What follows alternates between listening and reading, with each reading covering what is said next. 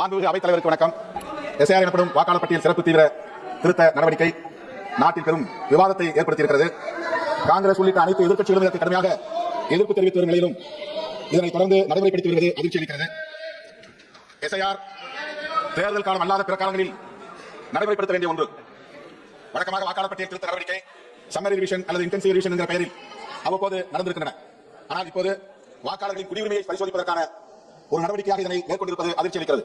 மக்கள் பிரதிநிதித்துவ சட்டத்தின்படி செயல்படக்கூடிய தேர்தல் ஆணையம் ஒரு வாக்காளரின் குடியுரிமையை சோதிக்க அதிகாரம் கொண்டிருக்கிறதா? அதிகார வரம்பை மீறி தேர்தல் ஆணையம் இப்படி செயல்படுவது அரசமைப்பு சட்டத்திற்கு எதிரானதாகும். வாக்குரிமையை பறிப்பது மட்டுமில்லாமல் இந்த மண்ணின் மைந்தர்களின் குடியுரிமையை பறிக்கிற முயற்சியாக இது அமைந்திருக்கிறது. பீகாரில் நடைபெற்ற சட்டமன்ற பொதுத் தேர்தலில் 47 லட்சம் பேர் வாக்காளர் பட்டியலில் இருந்து நீக்கம் செய்யப்பட்டிருக்கிறார்கள். அண்டை நாடுகளில் இருந்து ஊடுருவி வரக்கூடியவர்களுக்கு வாக்குரிமை அளிக்கக்கூடாது என்ற அடிப்படையில் இந்த நடவடிக்கை மேற்கொள்ளப்படுவதாக ஆளுங்கட்சி தரப்பிலும் தேர்தல் ஆணையத்தின் தரப்பிலும் சொல்லப்படுகிறது. ஆனால் பீகாரில் நீக்கம் செய்யப்பட்டிருக்கிற 47 லட்சம் பேரில் யாராவது ஒருவர் அண்டை நாட்டை சார்ந்தவர் என்று அடையாளம் காட்ட முடியுமா? வாக்காளர் பட்டியலில் இருந்து நீக்கம் செய்யப்பட்ட அத்தனை பேரும் இந்திய குடிமக்கள், பீகாரை சார்ந்த மண்ணின் மைந்தர்கள். ஆக இந்த நாட்டு குடிமக்களின் வாக்குரிமையை பறிப்பது மட்டுமில்லாமல் குடியுரிமையை பறிக்கிற முயற்சியில் இந்த அரசு ஈடுபட்டிருப்பது அதிர்ச்சி அளிக்கிறது. இதைத்தான் அரசியல் நிர்ணய சபையில் புரட்சியாளர் அம்பேத்கர் அவர்கள் பேசுகிற போது எதிர்காலத்தில் இந்த நாட்டின் குடிமக்களின் வாக்குரிமையை பறிக்கிற நிலை உருவாகும் என்ற அச்சத்தை வெளிப்படுத்தியது மட்டுமில்லாமல் வாக்குரிமையை அடிப்படை உரிமையாக ஆக்க வேண்டும் என்ற கோரிக்கையை முன்வைத்தார்.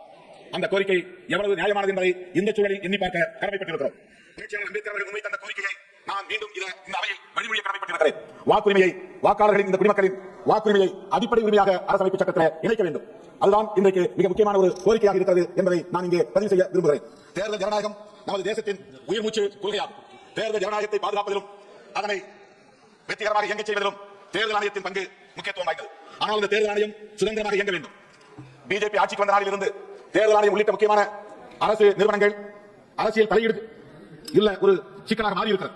தேர்தல் ஆணையம் மட்டுமல்லாமல் புலனாய்வு நிறுவனங்கள், நீதித்துறைகள் இவை அனைத்திலும் இன்றைக்கு ஆளுங்கட்சியாரின் தலையீடு இருக்கிறது. தேர்தல் ஆணையம் ஆளுங்கட்சிக்கு ஏதுவாக செயல்பட்டு வருகிறது என்பதை நாடே இன்றைக்கு உணர்ந்திருக்கிறது. இது மிகவும் ஆபத்தானது. தேர்தல் ஆணையத்திற்கு குடியுரிமையை பரிசோதிக்க எந்த அதிகாரமும் இல்லை. மக்கள் பிரதிநிதித்துவ சட்டம் அந்த அதிகாரத்தை தேர்தல் ஆணையத்துக்கு வழங்காத போது சிஏஏ சட்டத்தை நடைமுறைப்படுத்துவதற்கு எப்படி அது துணிந்தது? 13 ஆவணங்களை கூறுகிறது. இந்த 13 ஆவணங்களும் குடியுரிமையை பரிசோதிப்பதற்கான ஆவணங்கள். எனவே எஸ்ஐஆர் என்ற நடவடிக்கையை உடனே நிறுத்த வேண்டும். குடியுரிமையை பரிசோதிக்கிற முயற்சியை கைவிட வேண்டும். தமிழ்நாட்டில் கிட்டத்தட்ட 1 கோடி மக்களின் வாக்குரிமையை பறிக்கிற வாய்ப்பு இருப்பதாக தெரிய வருகிறது. இதை எந்த வகையிலும் ஏற்க முடியாது. அண்டை நாடுகளில் இருந்து ஊடுருவல் நடக்கிற மாநிலங்களில் தமிழ்நாடு ஒருபோதும் இடம்பெறாது. இலங்கை தமிழர்கள் அங்கே வருகிறார்கள் என்றாலும் கூட அவர்கள் சட்டவிரோதமாக குடியேறவில்லை. அரசின் அனுமதி பெற்று தான் தங்கியிருக்கிறார்கள். ஆகவே எந்த வகையிலும் இந்த நடவடிக்கையை ஏற்க முடியாத சூழல் உள்ளது.